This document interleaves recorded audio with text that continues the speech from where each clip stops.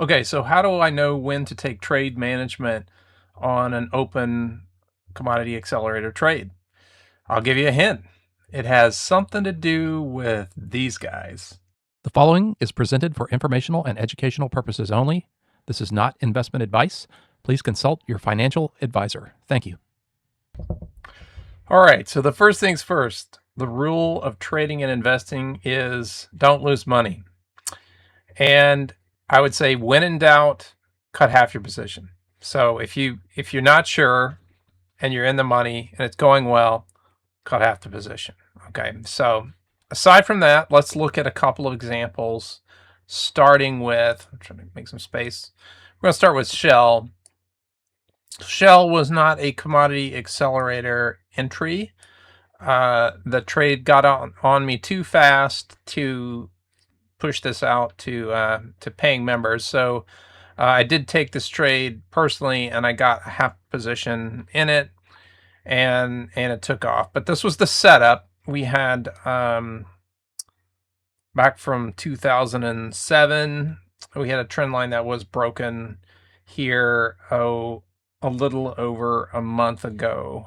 And of course, we know very recently what has happened in the price of oil and in the price of oil companies. So that setup was there. We took the trade.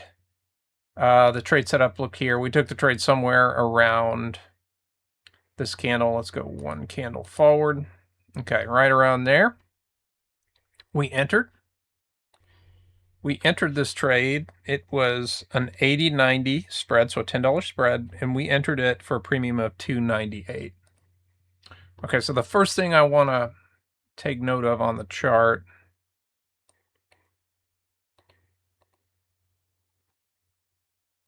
I'm not getting the volume profile for some reason. Okay, so be it.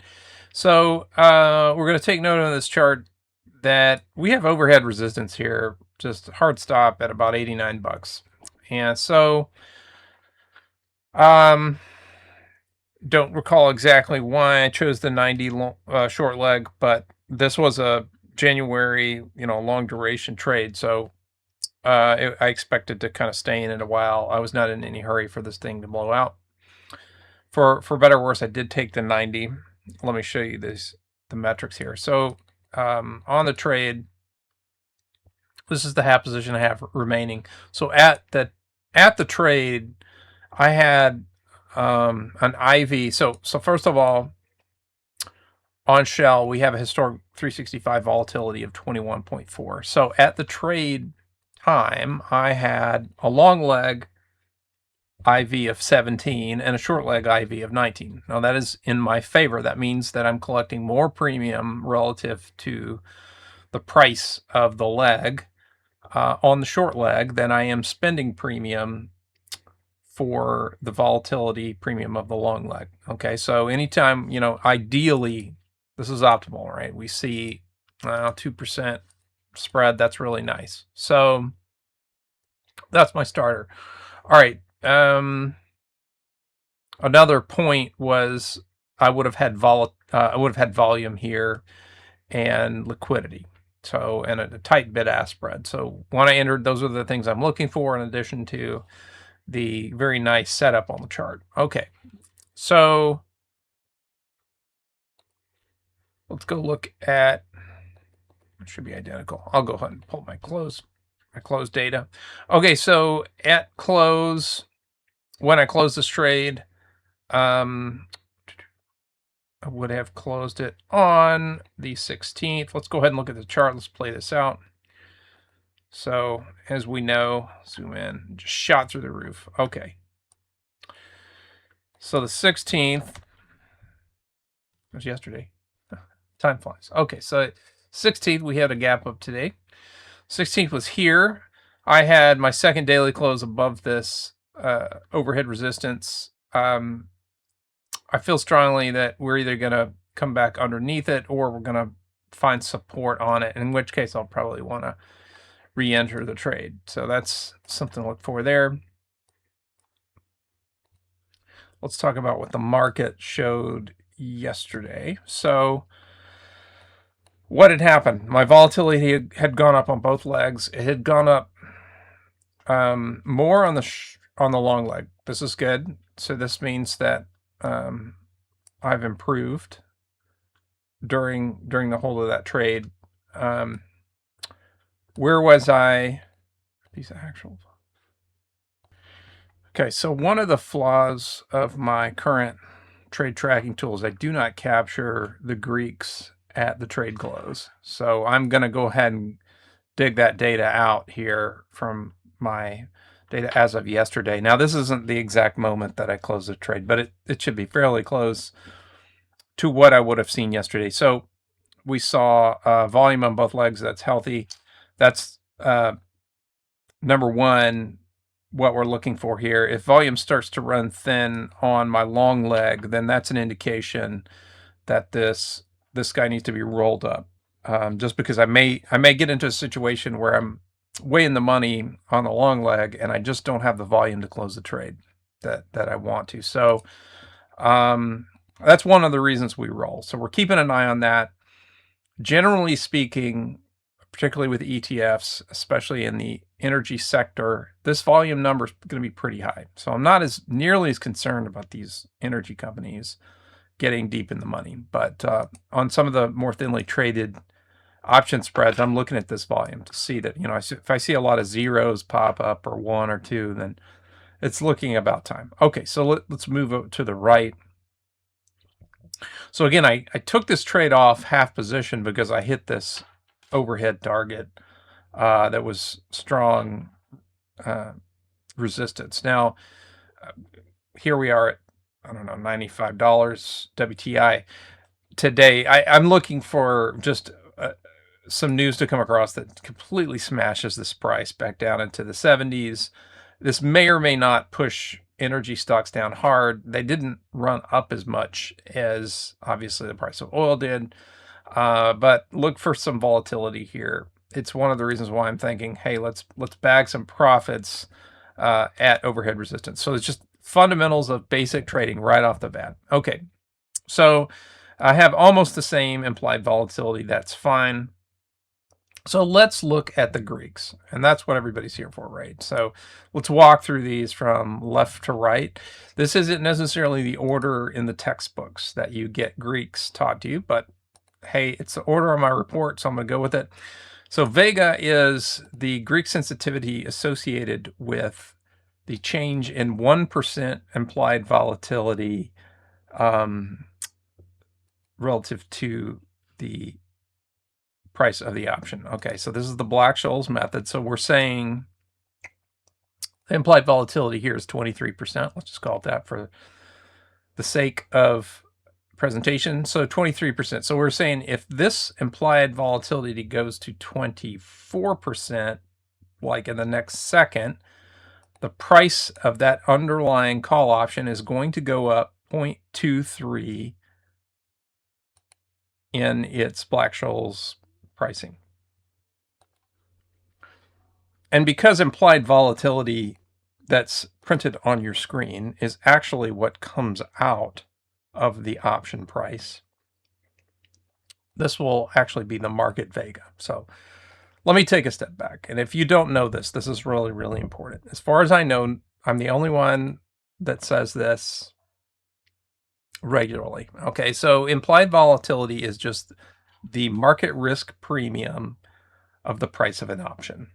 Okay, so implied volatility is not real. The VIX is not real. It is simply what comes out of the Black-Scholes equation by virtue of the bid and ask function of market participation in the options market. All right, so if the market bids the stock, the option way up, that is going to come out in the form of implied volatility. That indicates to us that the price is either expensive or cheap relative to historic values. So I would see the historic volatility on this stock, which is the realized volatility calculated in arrears, is 21.45% over the last 365 days. All right.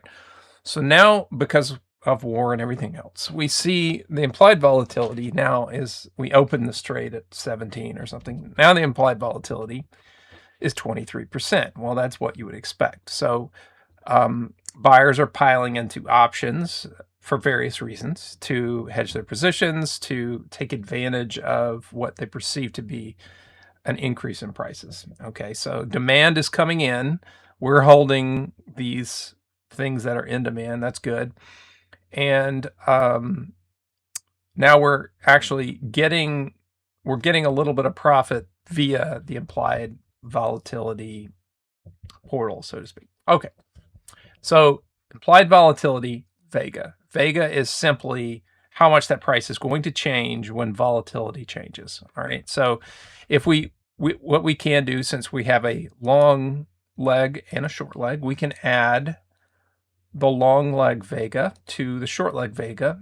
We would appropriate the sign on the short leg, that lower leg, and we're going to have a net Vega 0.0854, which means if implied volatility increases equally on both legs, the price of the option's actually going to go down, all other things being equal. So we're in a negative position on volatility. All right. Now, what we expect to see as the trade crosses goes in the money on the short leg, we expect to see the implied volatility of the long leg cross the implied volatility of the short leg. All right, so those are the most ripe, from a volatility perspective, the most ripe trades to roll or close. Okay, and I'm going to show you guys some of those where you can actually see both legs that are in play here, but that's Vega. Theta, much simpler. Theta is the time cost of the option. So if I think of volatility plus time, that gets me the premium of the option over the embedded moneyness of the option. So these are American options. So I could, if I've got a stock price of $89.97 right now, and I have a call option at 80, I can go ahead and exercise that option right now and buy the stock at 80 bucks. Okay, so it has an in the moneyness of $9.97, also known as intrinsic value. And the remainder of the premium on that option, which is going to be roughly 15 bucks, which is roughly the extrinsic value being around $5. That $5 is made up of volatility premium and time premium. And we look at our time premium via the theta sensitivity. So the theta sensitivity is simply advancing this call option one day forward, all things being equal. Okay, so this is going to say the value of this option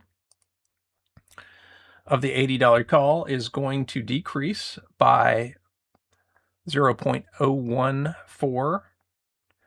This is 100 shares of stock, so it's going to be like $1.44 is how much it's going to decrease roughly every day, with theta increasing slightly over time. Okay, that's on my long leg. When I take a short leg and sell the 90, that means the theta is working in my favor. So I'm getting a premium of $1.70, 0.017, for a net of 0.0026. So 26 cents a day in my pocket, all things being equal. So this trade's actually working for me. Premium is coming toward me if the stock just goes sideways. Okay, not a big deal with spread trades. It's just that's theta. Okay, so delta. Delta is the change in underlying call option relative to $1 change in the underlying stock. I think I said underlying twice, but let's just assume Shell PLC goes to $91. Roughly speaking, the value of this $15 option is going to go up 80 cents, all things being equal. That's delta. So likewise, the lower option is going to go up 60 cents for a net of 20 cents. So this is what we hope to see, right? We're holding a $5.80 derivative asset. Let's just call it 580 bucks because we know there's essentially 100 shares of stock represented there. So 580 bucks is going to increase 20 $6. In other words, it'll be $600, all things being equal. I'm sorry. Yes, it'll increase $20. $20 if the price of Shell increases $1. Okay, so $91. So that's just over a percent change in Shell gives me $20, which would be what? 2 point something percent change. So it's almost 3 times as sensitive to price. But we'd look at delta to determine, how much leverage. I have this leverage, delta leverage. This is how much leverage we're getting relative to the change in price, right? So finally, we have gamma. Gamma is the rate of change in the delta. Gamma is what we would call in the bond market convexity. So convexity in philosophical terms in your trading refers to the amount of reward versus risk. So, and generally speaking, gamma is a measurement of how outstanding the returns can be relative to the risks you take. Now,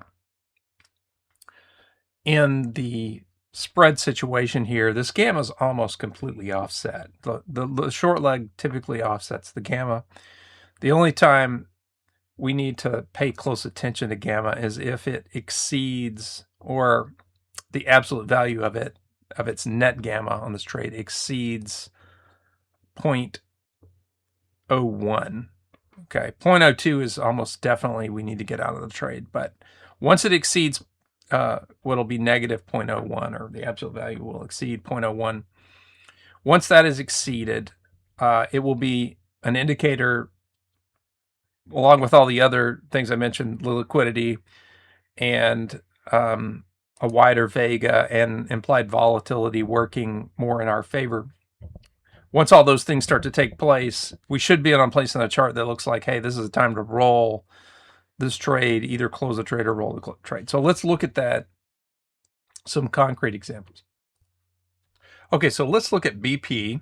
This is a trade that we've been taking, paying members have in the chat and the commodity accelerator plan. So let's look at BP. The chart,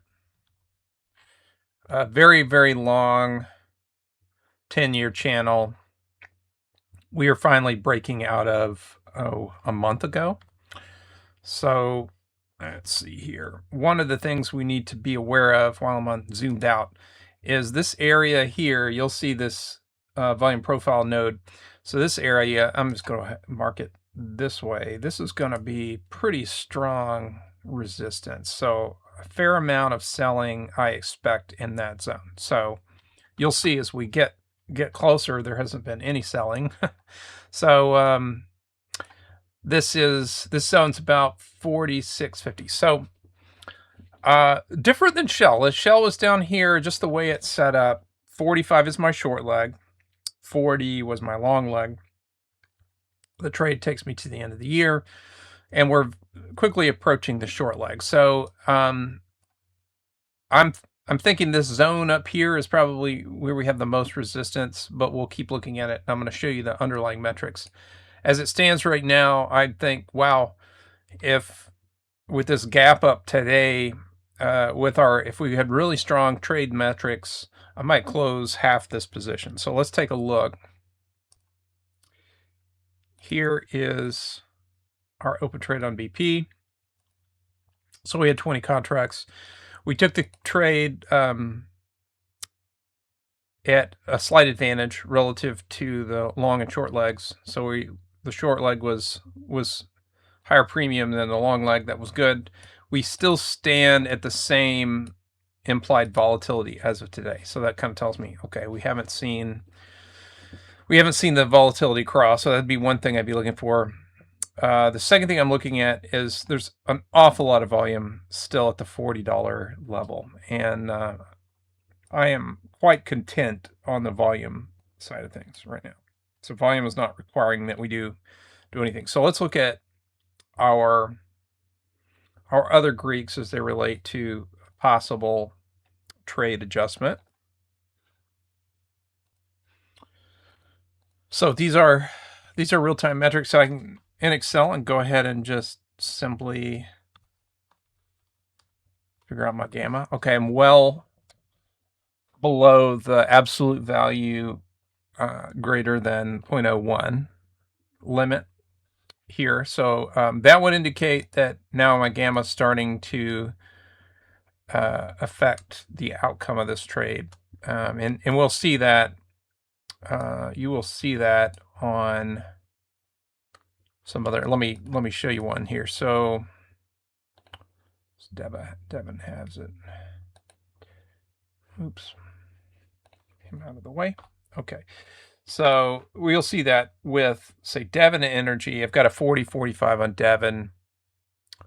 The price is $47. So let's go ahead and calculate my net gamma is minus 0.01. So I've started to cross over into that higher directional gamma threshold. Now, so now the gamma is not fully hedged out, and wild changes in price can and volatility can throw the trade off. So in my sort of extended, more comprehensive Greek-based trade plan, I'm going to see that gamma absolute value of gamma of 0.01. Let me look at the other factors. And so in this case, I have volume of relatively low numbers in the Devon trade, and implied vol is elevated. So keep this in mind. We moved from 32 over 33. Now we're both at 36. So that's actually in favor of the trade. If I saw a 38 and a 36, I'd probably be more interested even then than in selling.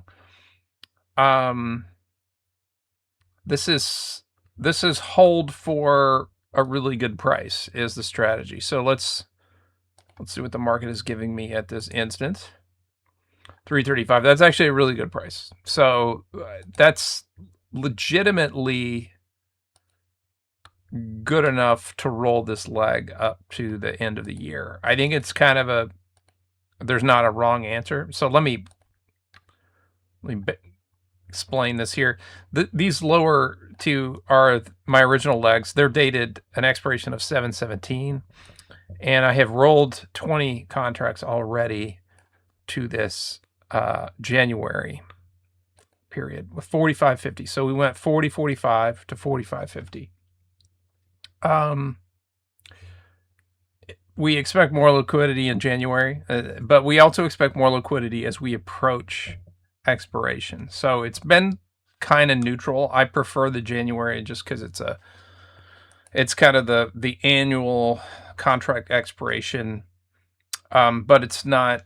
There's certainly no reason to rush out and give away profit just because I'm just in such a hurry to roll, because there's nothing screaming here that says I have to do it. But if I did it at this moment, the market is saying I would get a premium of 335, and to go into that exact spread, as you see in trade 203, it would cost me 225 so I'd get a $1.10 on 30 contracts, and take $1.10 off the board. Let's see. So I'm sitting at my cost basis is 8,000, or I'd say my cost basis on the July position was 4,000, and my current market value is 10,000. So I would essentially take 60% of my profit off the table, roll into the other call. I'm still exposed to continued up move in the trade. But it's a coin flip at this point, and it's just not something I'm rushing out and doing. Full disclosure, I do have an order in at 350 on this. So this is 335. So it's close to board. I do have that order at 350, and I will notify the chat if it gets filled. But I'm putting a pretty steep order. I'm in no hurry to make a move on that, but I just want to show you guys what it means. You'll see the gamma on the 4550 is close to 0. Let's do that math real quick. Minus the short leg. So here we go. 0.002. So again, we're looking for something greater than absolute value or greater than 0.001. And it's not super critical until that gets above 0.02 gamma. Then it starts to affect the trade. Okay. But gamma neutral. So let's take a look. BP is active. This one has come up, right? So this one's approaching its short leg. What do we do here? Do we roll this up at this point? So let's go back to our board BP. As you would have guessed, if you're following all this, the answer is no, not yet. We have plenty of volume. I have a Vega that's in a tolerable position. I would like to see the implied volatility come higher on the long leg.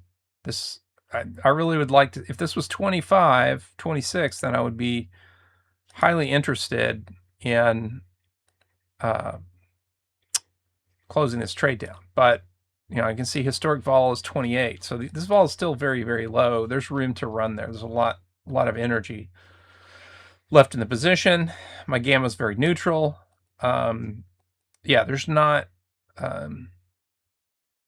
whenever I take a roll or a closed position, there's commissions, there's some expenses associated, there's bid-ask spread. So I don't want to get too cute. And this one is still leave it in there. Now what I can do, let's reprice this. Let's base it. Let's say we get our $46. So this number right here, $46.50. So let's go ahead and I'm going to move this price based on Black-Scholes. I'm going to move it to $46.50. We're going to keep everything that's printed from the market right now equal. So this actually gives me a Black-Scholes price of $3, which will be more than 100% cap gain over my 143. I would say that if I hit near that 46.50, absolutely cut half. Absolutely cut half, because I'm looking at overhead resistance, and I've got more than 100% gain. And so I'm essentially at that point, the trade is free. It's house money. I don't care nearly as much what happens. So that's the psychology. I can take it and say, what happens? Let's take price back off. What happens if my vol both come up to 25%? I mentioned that long leg vol is a little low. Okay, so I make that adjustment, and Black-Scholes tells me that's about 280 relative to where we are at 258. So that's the impact of, let me make it exactly. So that's the impact of this difference between these two implied volatilities. And so I do want to see that. I think there's more to be captured there. And I would almost certainly not close part of this trade for less than $2.81, just based on that kind of analysis right there. I just think the market's just not giving me a good price right now. It may give me this afternoon. The actual stock price does not have to change for the implied volatility to fall more in the favor of the derivative owner. Okay, so let's take a look. We did look at Devon. I'll just show you where that is. So, Devon's kind of in this place where I rolled half the position. There's not a ton of liquidity on the stock.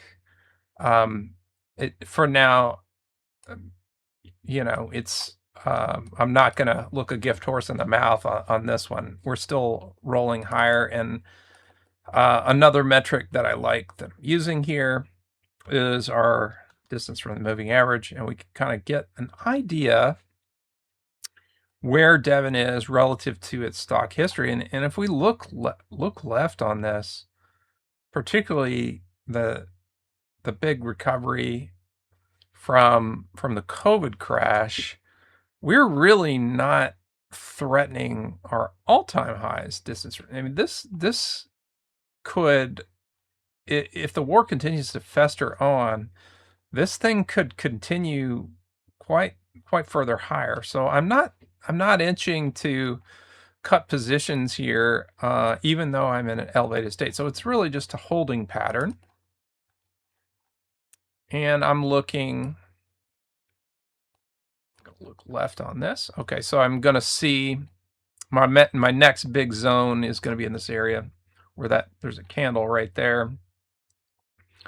So that's going to indicate some selling pressure. All things being equal, let's pull back to my daily. So you can see it's up here in this area. We're not quite there yet. So, but I am seriously thinking about, and I'll notify paid subscribers when it happens. But I'm seriously thinking about rolling this probably any day. Every day I check it, see, well, what is the market giving me. But that's kind of how to shop it. So let's pull that right. So this is my API. So this is actually what the market's giving me, and at this very moment, it's still giving me kind of an inverted volatility premium there. I really want to see, like, I want to see that long leg volatility come up. So as of right now, I think that, you know, this the bid ask just isn't what I want it to be. So that should get me, if I do, this won't present real well, but let's say I put the volatility override and Black-Scholes is going to be 116. I'm going to divide that by 30, which is going to get me $3.35, which it was giving us that. So I'm set right now at 350. I'm being a little stingy with my pricing. I'm not in a huge hurry, so I'm not really going to miss.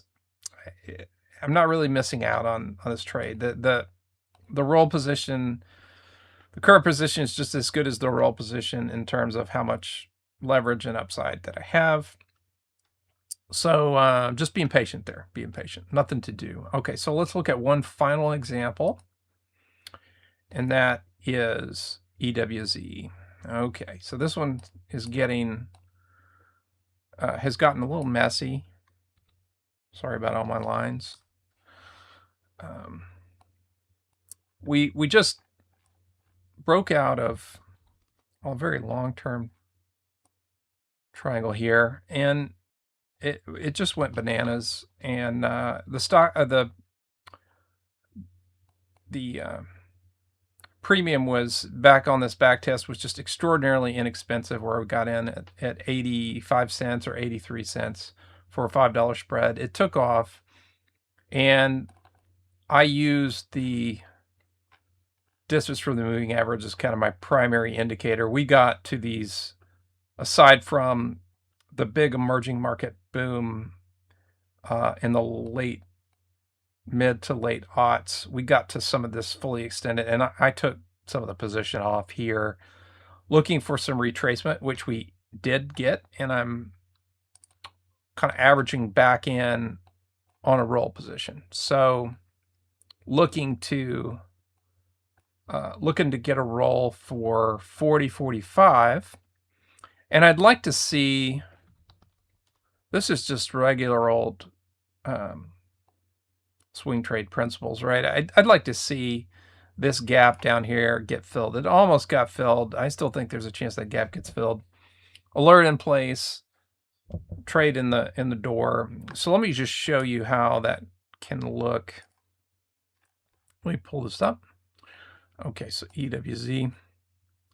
So here we are. We have this is the contract ID. We have 35.40 spread there. We've moved to 40.45. Now keep in mind, the 213 is 40 contracts, and the following three are 10 each.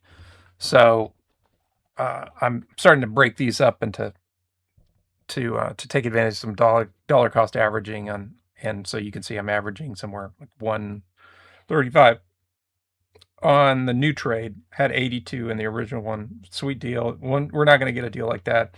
That came in at a good deal because the volatility was low. I was out of the money. I caught a back test. There was a number of really good things, and I still had volume being an ETF. So 618, plenty of time left on this guy. Let's look at our Greek metrics. Vegas very close. Nothing to worry about there. I'm positive position on implied volatility here at 33.68 versus 31. So that's very favorable.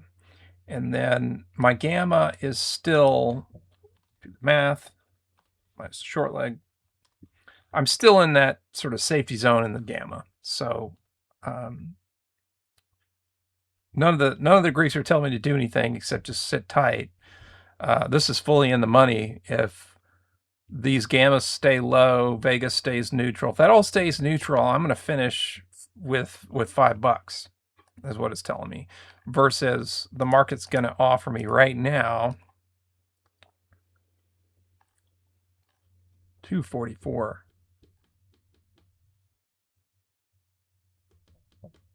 That's not attractive. That's not attractive. $244. Get out of Dodge. Okay.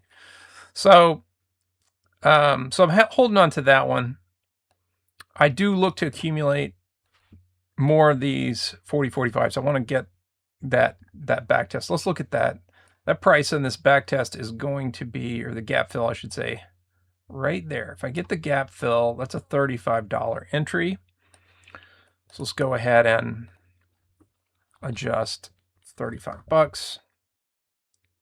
And I'll leave volatility what it is at the moment today. Actually, you know what? Let's just make it 33.68. What I got on the last offer. Okay, so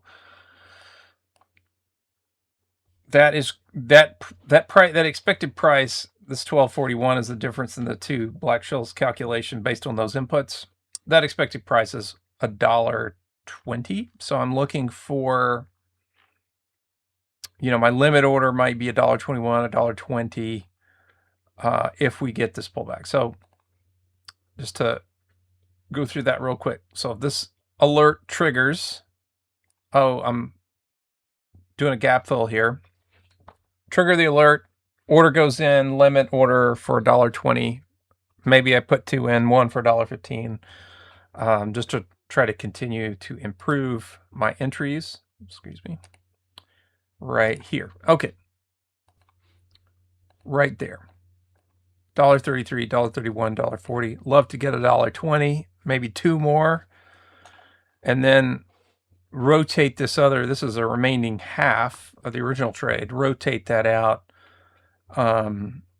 once I hit the 70% target of 375. That would be kind of how we're trading it. So try to dollar cost average in and capture what we feel here. Let me pull up a clean chart. Okay, so we've got this chart, huge emerging market move. This is Brazil, right? So you got to think Vale, you got to think Petrobras. Where are we right now? All right, so we did breakout and we hit this right here. Okay, so zoom into the daily. We should see something. We expect, as this thing gets cooking, to see a bull flag. If continuation is indeed what should happen. Okay, and so there we have a swing high up there. So now we're back testing that level. This all looks, we may not get our gap fill. Maybe I'm getting too greedy. I'm trying to get that, but to me this still looks like a bull flag with a continued move higher, something like, may continue to do this with a move, something like that. And this is just another possible $5 spread to take to get another 300% gain on. So so that's how I'm playing EWZ, and I'm going to update members on that. And yeah, speaking of paid subscribers, so I'll post a link to join anybody that's interested. I'm currently managing the notifications through chat. Hopefully you guys have seen that. It's a lot easier just to get your notifications from the chat. You'll see it on your phone. You'd see that if you have the browser open. Get notifications there rather than just following the standard email Substack posts, because it is a fluid situation. It's moving. I'm trying, whenever I put a trade in and get a fill that's favorable, I'll try to alert that there. So I have created, as I would do, I have created an agent for you guys. It's Options Trading Expert. For some reason, it decides it needs to run on Claude Opus 4. I'm not convinced that that may be the best option, but hey, let's go with it. So this isn't terribly complicated of thing to do, but this agent may get some updates relative to the specific trade plan that I'm running. But what you can do is you can paste your you can put all those Greek values on a quote screen with your broker and paste that screen in with the offer prices, with those metrics in with this agent, and whatever your favorite this is Perplexity, ChatGPT, whatever you like to use. Hopefully you got a premium membership. You're going to upload this agent, you're going to paste it in there, and then you can start to ask the basic questions like you might ask of this very video relative to the trade plan the specific trade you're trying to execute. So I did that this morning with BP. I said, this is the price is 44.19, and here's these are the current metrics for those contracts, and clarified some things, and it told you exactly what I just told you with respect to where these Greeks and kind of what to avoid and what to do, and hang on a little while longer, and if it gives this high, and all, etc. So this is the best thing to do, because you might have your own trade, or you might be confused. Is it time to take money off the table or whatever? This is a great tool I want to start using, just as a second opinion, maybe even from me. So we'll see how this goes. I do expect to tailor this more and more toward the trade plan that I use. But for now, this guy's trained on any number of different, Black-Scholes calculations and option trade plans, things you might see on Tasty Trades or other things. So I'm going to offer this here to paying subscribers, as I'm behind on delivering the AI agents to you guys. So I want to get you guys this one. I think it's super handy. And yeah, so if you're not a paid subscriber and you're interested in being one, this looks interesting. Our performance, having a pretty good day, actually. So our performance over here in realized gains and losses is just around 120. I'm going to do some metrics to get an annualized rate of return on this. I think it's something like 300% is what I would guess, but I have a way of doing that. And then currently my position, it's got something like a cost basis of just under 90 grand and 50 grand of profit. So unrealized in there. So yeah, so 85% win rate, somewhere there. We've had like 3 or 4 losses total. Very easy to trade when you don't have losses. So yeah, 13.5 profit factor. Feel free to check that out and see. I think there's a free 7 days or something you can do. Yeah, and we'll see you guys on the next video. Thanks.